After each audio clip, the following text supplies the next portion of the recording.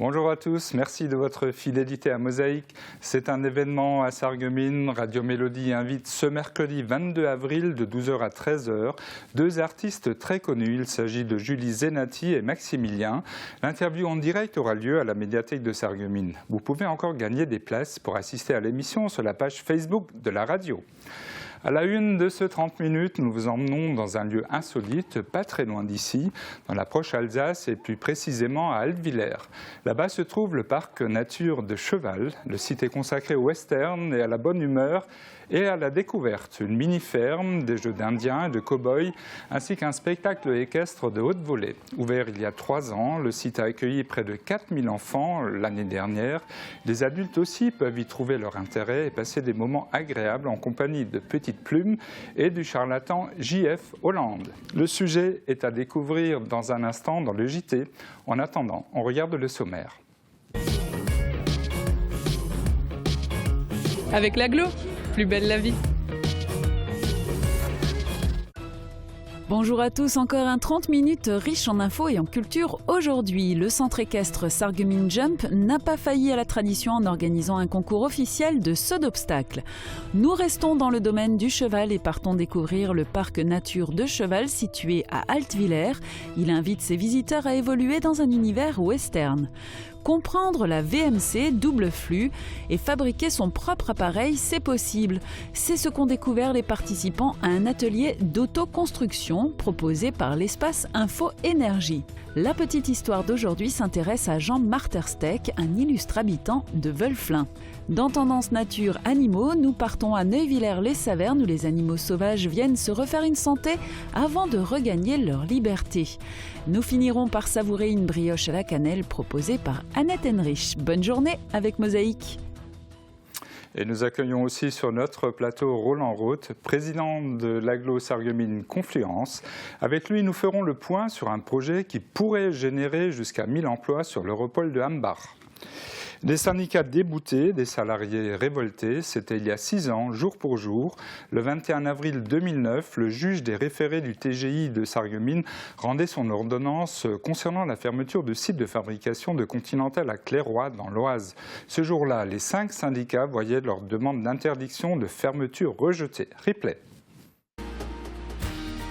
Où que vous soyez, restez connecté avec votre entreprise. Pour les pros, la solution, c'est le cloud ID Réseau. Le juge des référés devait déterminer si oui ou non Continental a respecté la procédure d'information des salariés lors de l'annonce de la fermeture du site. D'après les syndicalistes, le comité central d'entreprise et le comité d'établissement auraient été informés de cette fermeture après décision de la direction.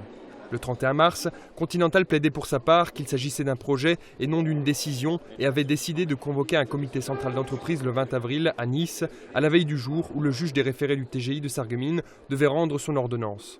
Cette décision est d'autant plus mal comprise des syndicats de Continental, Clairoy et de Sarreguemines qu'ils ont obtenu gain de cause avant-hier à Compiègne. Le TGI a en effet interdit à l'équipementier automobile de déménager les moules à pneus de l'usine de Clairoy.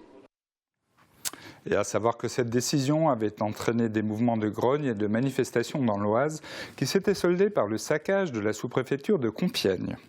Le soleil sera omniprésent aujourd'hui et nous retrouvons Sandrine pour les prévisions de demain et comme chaque mardi, un petit regard positif sur la vie en général. 17% des accidents du quotidien ont pour origine le sport. Assurance accident de la vie, la sécurité par tous les temps. Bonjour tout le monde. Pour demain, pas de changement. Le soleil tient toujours le haut de l'affiche dans un ciel où se baladent quelques petits nuages. Côté température, la fraîcheur matinale laissera place à nouveau à une ambiance très douce pour l'après-midi.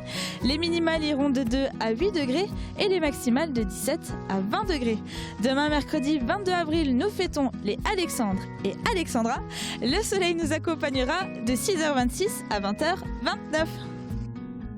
Et tout de suite, place à notre question bonne humeur. Et aujourd'hui, je suis en compagnie de Lucie. Alors Lucie, dis-moi, qu'est-ce qui te rend heureuse au quotidien ? Déjà, ce beau temps qui nous rappelle que c'est l'été et puis bientôt les vacances. Et bien sûr, ce qui me rend heureuse, c'est mes amis, ma famille et tout ce qui m'entoure. Voilà.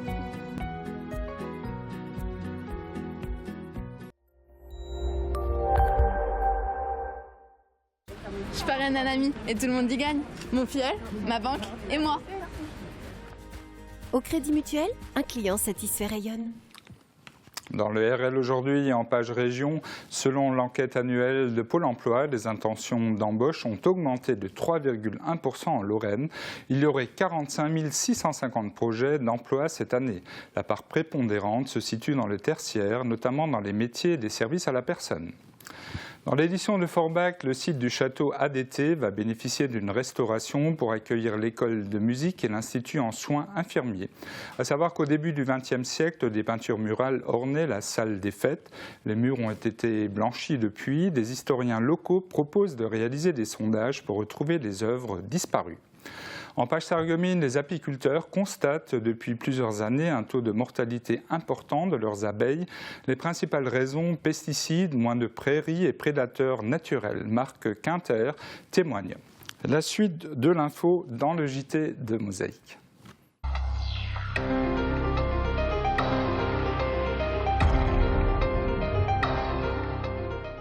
Et côté équitation, c'est le concours de l'année à Sarreguemines, le seul concours de saut d'obstacles. Il attire chaque année cavaliers et publics de la région en proposant des épreuves dans toutes les catégories. Julia Bitran et Guillaume Dumonteil. Paradoxalement, un concours de saut d'obstacles, ça commence à pied. Mieux vaut soigneusement repérer le parcours, visualiser les virages et appréhender hauteur et disposition des obstacles. C'est le meilleur moyen pour que le cavalier soit en mesure d'affirmer son assurance à sa monture, qui est alors censée se laisser guider en toute confiance et en pleine puissance, puisqu'il ne s'agit pas seulement de faire un parcours sans faute, mais aussi le plus rapide possible, chaque épreuve étant chronométrée. C'est que j'aimerais bien gagner, mais ça serait... Faut beaucoup tourner, savoir aller vite aussi et faire sans faute. Mais bon, c'est pas toujours facile. Il faut aussi réussir à trouver la bonne alchimie entre le cavalier et sa monture. Le meilleur allié de Lana, c'est Comédie du Loti. Elle est gentille, elle est rapide et c'est un super poney qui saute presque tout. Un atout de taille pour Lana qui participera au championnat de France à la mode Beuvron. Ils étaient 140 cavaliers, juchés sur des poneys, des doubles poneys ou des chevaux, à s'élancer ainsi dans la carrière du Sarreguemines Jump pour le seul concours de saut d'obstacles organisé par le club. Un concours officiel qui permet d'engranger de précieux points pour décrocher son ticket pour les championnats de France. Et un concours qui se déroule très tôt dans la saison, mais qui chaque fois ces dernières années bénéficie d'un temps clément, voire radieux. Une chance dont profitent organisateurs, publics, cavaliers et montures. Mais sait-on jamais, la météo pourrait devenir plus capricieuse. Le club hippique de Sarreguemines veut donc se lancer dans un vaste projet.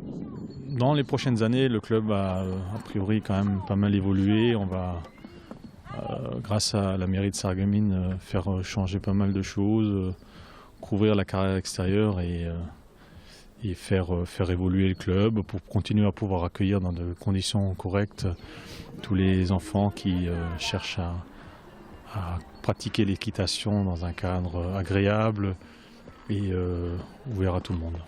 Des terrains ont aussi été achetés pour augmenter les pâturages pour les chevaux et à terme construire une nouvelle carrière non couverte.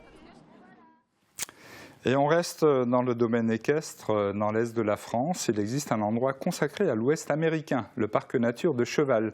Implanté à Altwiller, il propose toute une série d'activités se rapportant au western et notamment aux shows équestres et burlesques. Guillaume Dumonteil. L'ouest américain se trouve à 40 minutes de distance de Sarreguemines. C'est en effet le temps qu'il faut en voiture pour se rendre au parc nature de Cheval. Un endroit insolite, créé il y a 3 ans et qui regorge d'activités pour petits et grands. On accueille beaucoup de centres aérés de scolaires. On propose des journées complètes avec différents ateliers le matin autour de la mini-ferme, autour des contes et légendes indiennes, d'un potager bio ou de l'initiation à l'équitation. Et l'après-midi, le spectacle. Aux animations qui viennent d'être citées s'ajoute la présence d'hébergements insolites, des tipis et des quotas finlandais, du théâtre d'improvisation, des ateliers créatifs, du gym caprin, des jeux indiens et de cow-boys, ou encore des ateliers anachroniques, comme le badminton, en vue de contenter un maximum de personnes.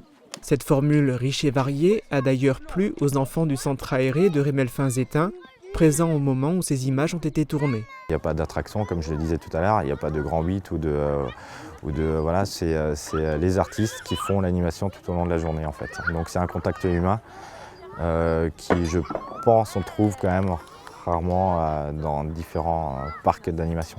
La représentation du spectacle équestre et burlesque La Magie des Esprits constitue le moment fort d'une journée passée au parc. Il permet de constater l'habileté des cavaliers de la société Cascade et Fantaisie équestre, qui se produisent également à Saverne ou à Bitche à l'occasion des médiévales européennes. Cerise sur le gâteau, les spectateurs quittent leur banc avec un bien précieux qui leur servira tout au long de leur vie. Voyez la lumière! Vois la lumière! Est-ce que tu vois la lumière? Tu vois la lumière! Crie avec moi la lumière! Attendez! Si l'affluence de l'an passé est atteinte en 2015, ce sont plus de 4000 personnes qui pourraient ainsi voir la lumière. Viens avec moi! Nous allons répondre la bonne parole! Viens avec moi! Comprendre la VMC double flux et fabriquer sa propre installation, c'est possible. C'est en tout cas l'expérience qu'ont pu faire des participants à un atelier d'éco-construction. Ce projet a été initié par l'espace Info Énergie de Moselle-Est en association avec l'ADEPA, l'association départementale d'éducation populaire. Reportage de Grégory Zebag. Construire soi-même son propre système de ventilation, c'est ce que propose l'espace Info Énergie en Lorraine. La communauté d'agglomération de Forbach a mis à disposition ses ateliers de la rue Lejoindre à des particuliers dans le cadre du projet de rénovation de leur logement. L'initiative s'inscrit dans la mission globale de l'espace Info Énergie, sensibiliser, informer, orienter et former le public à des comportements visant à optimiser ses consommations d'énergie. C'est à la fois pouvoir agir sur le comportement, sur l'environnement et sur l'aspect économique des choses lorsqu'on a un projet de rénovation. Après une demi-journée de formation théorique, les participants se mettent au travail, encadrés par Didier, formateur à l'ADEPA. En une journée, ils vont construire eux-mêmes leur ventilation à double flux. Ce caisson constitue la partie centrale du système qui permet d'assurer un bon traitement de l'air en minimisant ses consommations d'énergie grâce à un échangeur thermique. Le principe de la double flux, c'est qu'on va avoir donc un circuit d'arrivée d'air que l'on peut filtrer à l'entrée. Il va passer dans le caisson double flux pour utiliser les calories de l'air qui sort. Et ensuite, on va souffler dans toutes les pièces à vivre, les chambres, le salon, enfin partout où c'est les lieux où on a des lieux de vie. En hiver, c'est l'air chaud qui sort qui va permettre de réchauffer l'air froid qui entre. L'inverse en été. Le tout en assurant une uniformité de la température dans l'habitat. Pour les participants, les avantages sont multiples, maîtriser les coûts de son installation, en comprendre le fonctionnement et pouvoir intervenir soi-même en cas de problème. Le principe, c'est d'arriver à ce que les gens comprennent bien le fonctionnement, travaillent sur la double flux en sachant comment on l'installe, comment cela va fonctionner, et puis on leur donne un plan, donc un plan de montage où ils peuvent effectivement construire le double flux tout seul comme un grand. On a fait le bord des plaques, on a mis du silicone entre le bord de la cornière et les plaques. Moi je trouve ça intéressant. Il n'y a plus tellement de lieux, c'est dommage où on peut bricoler soi-même des choses. Là c'est pas mal parce que ça correspond plutôt pas mal à nos besoins, alors que sur certains autres modèles c'est pas le cas. On a aussi droit à un cours théorique intéressant. Bon après faut aimer la théorie, et on nous fait aussi sur plan, on nous aide à déterminer où mettre les bouches, etc. pour que ce soit le mieux possible. Il ne reste plus qu'à passer à la phase d'installation. Là aussi, Didier sera présent pour visiter chaque chantier, vérifier les installations et peaufiner les réglages.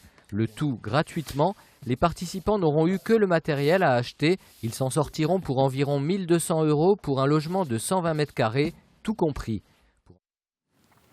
Une unité d'assemblage de photovoltaïque sur l'Europole de Sarreguemines, 500 millions d'euros d'investissement, la création de 1000 emplois. Ce projet relève-t-il de l'utopie ou l'espoir est-il permis? Roland Roth, bonjour. Bonjour.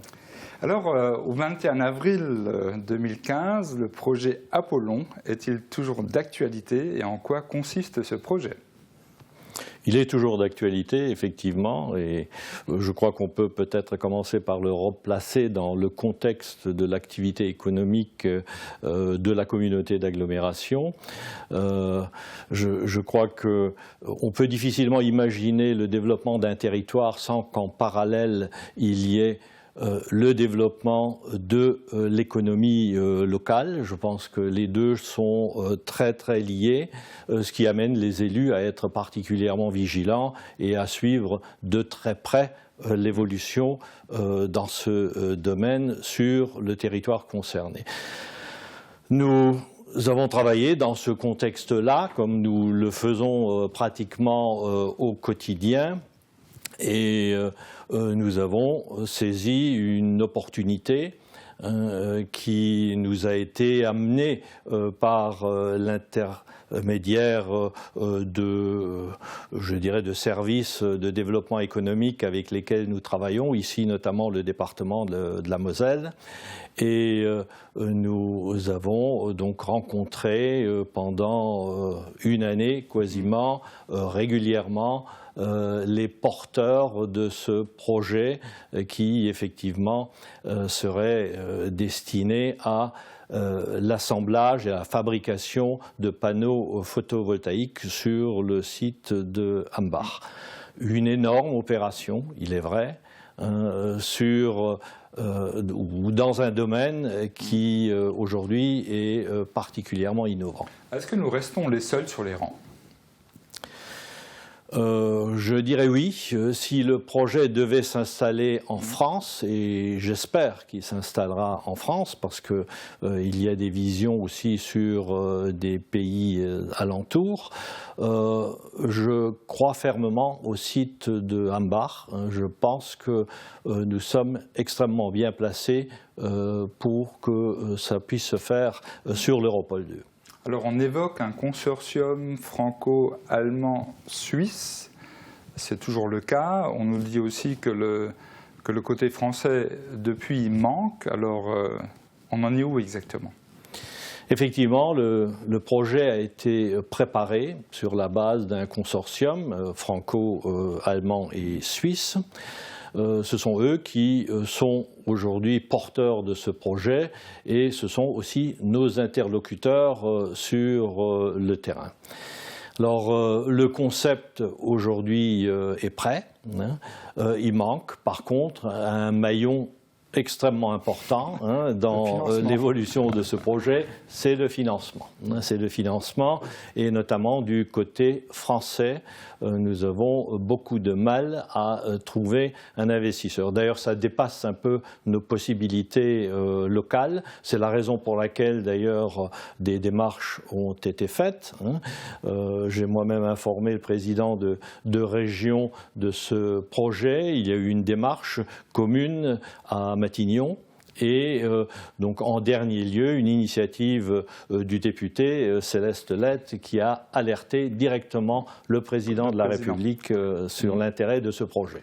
Alors à ce stade-là, donc vous pensez-vous que l'État va trouver cet investisseur qui manque et quel est votre indice de confiance sur une échelle de 10 sur ce projet ? Oui, donc je crois que ce n'est pas facile non plus pour l'État de trouver un investisseur. Il a certainement des moyens que nous n'avons pas et c'est un peu notre demande. Donc aujourd'hui, notre souhait serait que nous ayons un appui politique fort, qu'au plus haut niveau, finalement, on nous soutienne dans cette initiative et si effectivement cet investisseur devait être trouvé, eh bien je serais très confiant quant à l'installation de cette unité sur Hambach et je dirais 7-8 sur 10, oui. Ce qui est énorme. Donc on peut presque... On a presque, je veux dire presque 1000 emplois là, qui vont arriver bientôt. Il y en aura-t-il d'autres ? On a encore 30 secondes, alors simplement, je sais que vous avez encore deux annonces à nous faire aujourd'hui. Oui, en dehors de ce gros projet qui est énorme et qui est exceptionnel, je dirais, eh bien, nous avons des contacts réguliers pour des implantations sur l'Europol 2. Donc aujourd'hui, un premier bâtiment est en train de monter. Il s'agit d'un bâtiment relais de la communauté d'agglomération qui a déjà preneur, il y aura un occupant.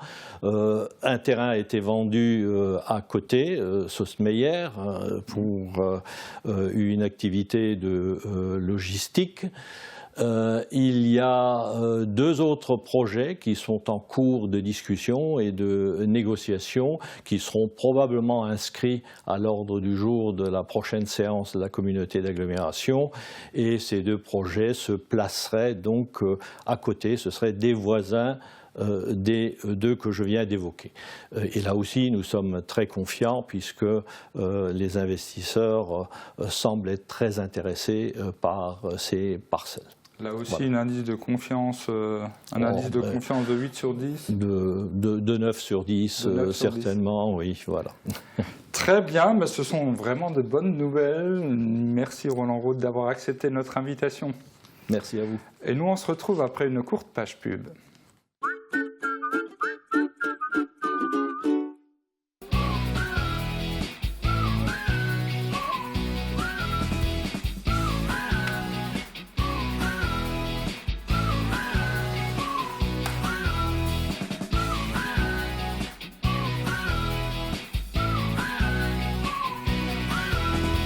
Moa, Type Coiffure, Esthétique Center, la beauté à prix doux à Sarreguemines. Du 13 mars au 17 avril, la ville de Sarreguemines vous propose la 17e édition du festival Mireray de Plate, festival de langue francique et des langues de France. Au programme de cette édition exceptionnelle, une magnifique exposition sur les métiers exercés par les exilés lorrains aux États-Unis à la fin du 19e siècle. Du théâtre, de l'humour, des conférences, de la chanson, sans oublier le traditionnel bal folk le 11 avril. Tout un programme à découvrir sur www.sarreguemines.fr.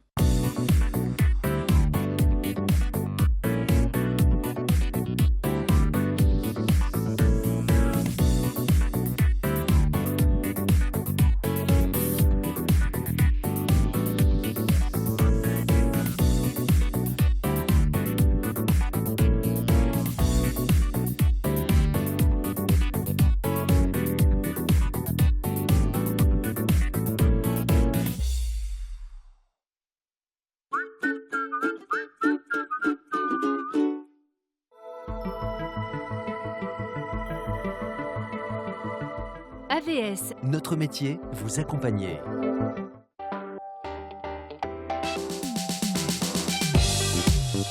Demain sur Mosaïque, dossier spécial CIDEM. Serge Stark, président du CIDEM, Serge Winkelmüller, directeur du CIDEM, Jean-Luc Lutz, représentant de la CASC au CIDEM et Cyril Fétic, premier vice-président de la communauté de communes de l'Albe et des Lacs, seront sur le plateau pour faire le point sur la situation de la structure.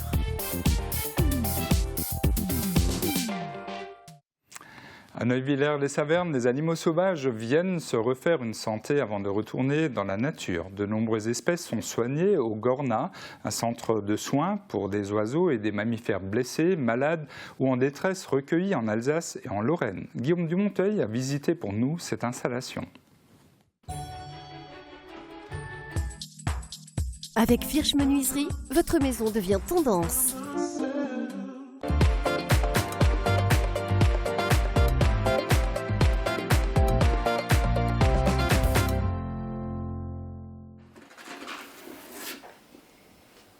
On vient juste de recevoir une personne qui nous a ramené un jeune lièvre qu'il a trouvé ce matin.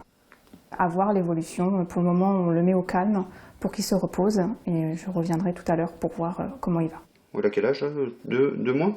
Oui, c'est ce que je dirais, oui. La première étape, c'est la salle de soins, quand les animaux ont besoin de soins quotidiens, que ce soit nourrissage ou médicamenteux. Et une fois que leur état le permet, on peut passer à la rééducation. Et donc ils passent dans des structures adaptées à leur taille.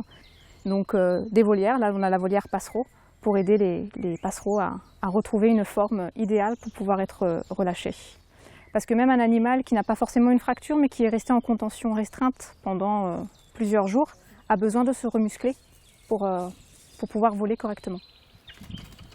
En fait, les volières sont faites de façon à ce que les animaux se sentent le plus en sécurité, donc dans leur milieu naturel, quoi. On essaye de faire de l'enrichissement, comme on dit, pour que l'animal se sente au mieux, pour qu'il évolue plus vite et que son état de santé s'améliore au plus vite.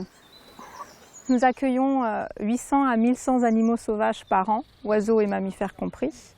Et nous avons des animaux qui viennent du Bas-Rhin et de Lorraine, qui ont été blessés par les activités humaines, donc par la route, par les baies vitrées, prédation chat, abattage d'arbres, voilà, pour les généralités.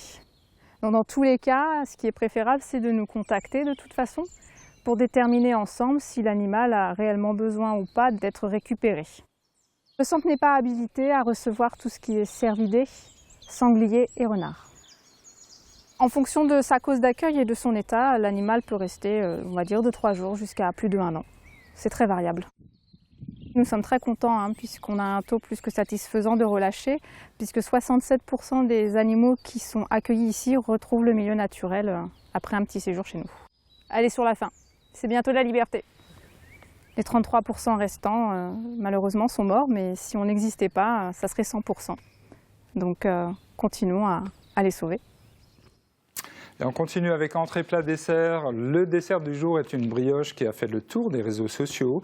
Si vous êtes amateur de cuisine, vous la connaissez sans doute. À la base, elle est réalisée au Nutella. Sur Mosaïque, Annette Henrich la propose à sa façon avec une garniture à la cannelle. Belle et fonctionnelle, les cuisines Aviva présentent entrée, plat, dessert. Aviva, la cuisine qui vous va.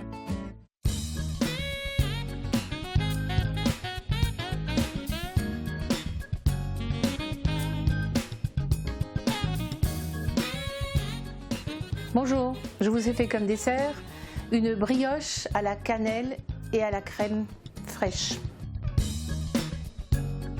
Au robot, pétrissez tous les ingrédients de la pâte pour former une boule homogène et bien molle.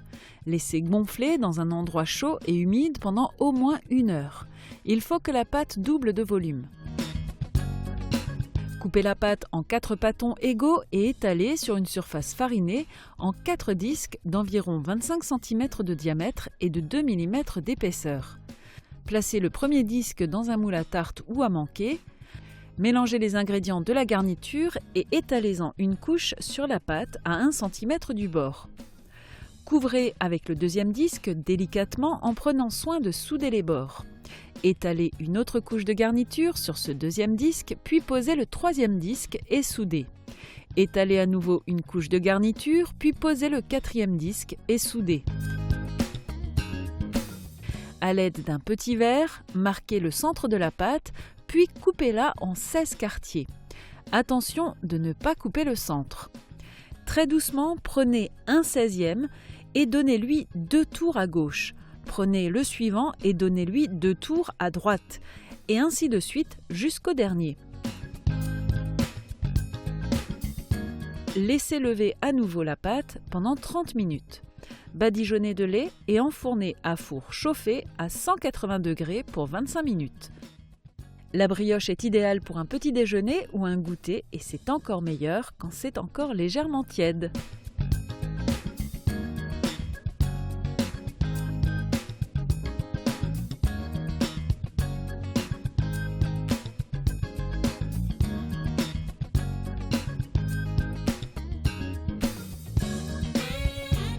C'est exactement la même recette qu'avec du Nutella. Elle est plus légère, elle est plus difficile à faire. Mais sinon, ça va, c'est très très bon. Bon appétit!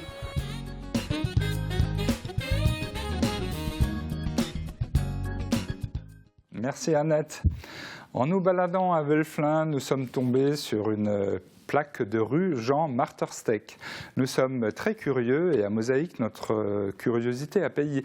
Jean Martersteck est un illustre personnage ayant vécu dans la commune et qui a laissé bien des traces sur le secteur. Regardez.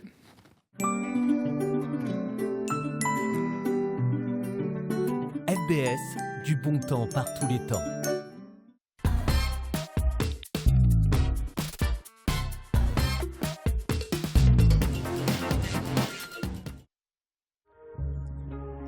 Il était l'un des plus talentueux sculpteurs de la région. Jean Martersteck est né à Boekenum, aujourd'hui Sarre-Union, en 1691. Issu d'une famille de menuisiers, le sculpteur s'est installé à Wölflin en 1735 comme clerc des jésuites de Boekenum. Il est l'auteur de nombre d'autels et statues classées des églises de la région, à Rimelin, Lutzwiller, Rallin ou Sirstal, mais bizarrement pas dans son village d'adoption. Son chef-d'œuvre réside dans les pièces qu'il fournit pour l'église de l'abbaye de Greffinthal entre 1733 et 1736, aujourd'hui conservée dans l'écomusée de Greffinthal. Fin de l'édition, merci de l'avoir suivi, excellente journée à tous.